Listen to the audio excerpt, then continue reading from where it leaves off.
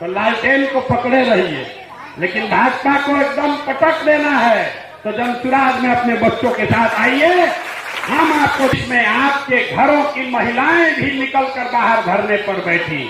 वो था CA NRC का संकट। जरा याद कर लीजिए, आप 5 बार का नमाज पढ़ने वाले, ईमान की बात करने वाले लोग हैं। बड़ा हुआ लालू, तेजस्वी, अखिलेश, राहुल गांधी बंगाल नहीं गए थे।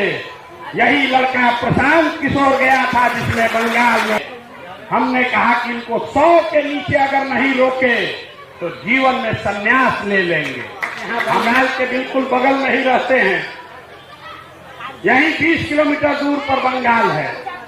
जब भी आपको लगे कि प्रशांत किशोर पर भरोसा करें कि नहीं, तो याद कीजिए पिछले 10 वर्ष में आपके और आपके कौम पर सबसे बड़ा संकट कब आया?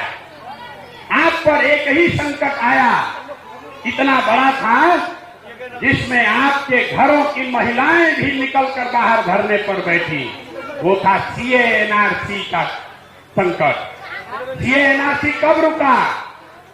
सीए एनआरसी उस दिन रुका जिस दिन भाजपा को बंगाल में, तारीख नोट कर लीजिए, 2 मई 2021 को, जिस दिन भाजपा को बंगाल में शिकस्त दी गई, उस दिन सीए एनआरसी रुका।